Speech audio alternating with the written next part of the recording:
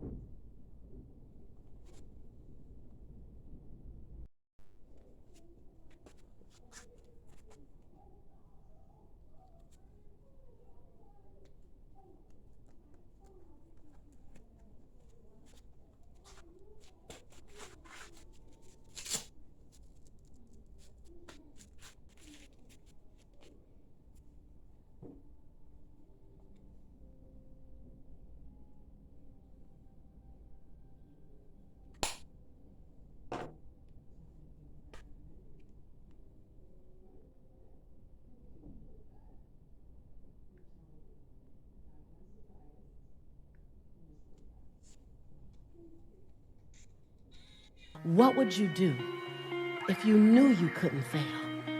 How big would you play if you knew that you can survive any heartbreak, any breakdown, any betrayal? What would you do if the things that you were afraid of you knew were absolutely nothing? They were all opportunities for you to get stronger in your faith, stronger in your resiliency. What would you do if you were told that you get to do it afraid? That you don't have to wait for the fear to leave? That when you get in action, the fear has to dissipate into the nothingness that it always was. You are the designer of your destiny. You are the author of your autobiography. You write the story of your life. No one can write your financial story. No one can write your spiritual story. No one can write your emotional story but you. The pen has always been in your hand. I say write a story that's going to be damn good to read. The reason why a lot of people won't become who they want is because they're too attached to who they've been. And you hear it all the time when people say, I've always been this way. Okay, well, if that's working for you, keep doing that. I knew it wasn't working for me any longer. I had hit my version of rock bottom. So I was willing to let go of everything and everybody. See, another reason why people won't get there is because the doorway is for you to fit through. You trying to carry everybody else through because you're trying to be Rescue 911. And you got to rescue you first. I am much more valuable to my family and to my community because I was willing to let them go through the door. Dear Carla, the first thing that I'd like to tell you is own your power. Own your power. You are uniquely and wonderfully made, and you have extraordinary power. Never let anyone make you doubt that which is uniquely you. When people are starting to question whether or not you can, and you start to doubt whether or not you can, red flag, you have just given away your power.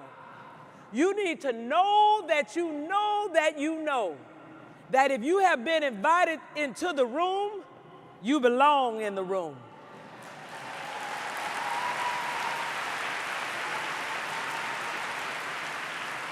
And if you belong in the room, then you have a seat at the table. And if you have a seat at the table, you have a responsibility to speak.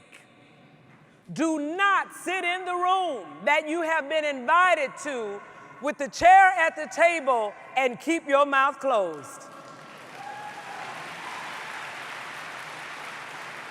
You must let the room hear your voice, because when they are used to hearing your voice, they will solicit your voice.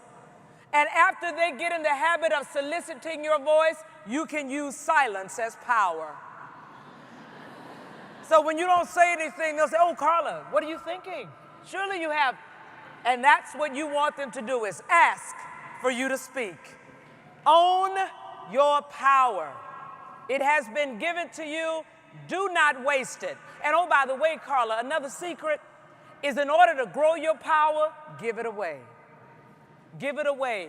When you empower other people, you magnify and amplify your impact.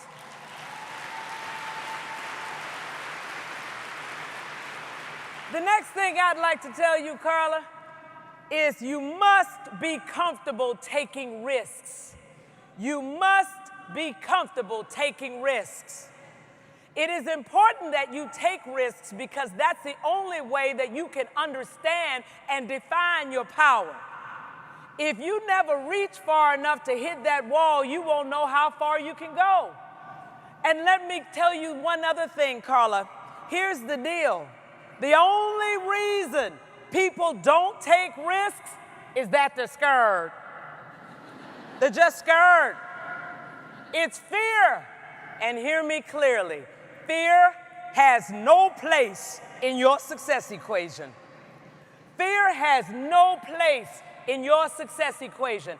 Anytime you approach anything in your life from a position of fear, you will always underpenetrate that opportunity. And anytime you feel it creeping up the back of your neck, just remind yourself of that old Southern saying, fear is just false evidence of things appearing real. It's really not there.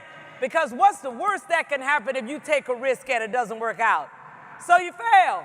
But guess what? Failure always brings you a gift. And that gift is called experience. Now you know how to do it better. Now you know how to do it differently. Now you know how to do it successfully. At the margin, it is always worth taking the risk. And if you are faced with a risk and you're not sure if you should go for it, ask yourself 3 questions. Will this new thing give you skills and experiences that you would not get if you stayed in your current seat another 12 months? Second question, will this new thing expose you to people, relationships, and networks that you would not get if you stayed in your current seat another 12 months? Third question, will this new thing create new branches on your personal decision tree of opportunity, i.e. you could go off and do some other things that you wouldn't have been able to do if you stayed in your current seat another 12 months? If the answer to all 3 of those questions is yes, you should absolutely take the risk. Ask someone for help and they turn you down, there's only one word, next. Where one won't, another one will. But you can't allow one person's rejection to stop you on your journey to maximizing your success. If you are stuck and you're not sure whether or not you should try something, always default to the try. Always default to the try. You already are clear about what no looks like, so why wouldn't you play for yes? Always play for yes. And as I close, I say to you, Carla, know that you know that you know that you have all the goods that you need in order to maximize your success. You need only expect and strategize to win. Sincerely, Carla at 54. Alexa, good evening. Good evening. Writer Harriet Beecher Stowe was born on this day in 1811. Her most famous novel, Uncle Tom's Cabin, helped to expose the horrors of slavery in the U.S. and became the best-selling book of the 19th century. She once said, "The past, the present, and the future are really one. They are today."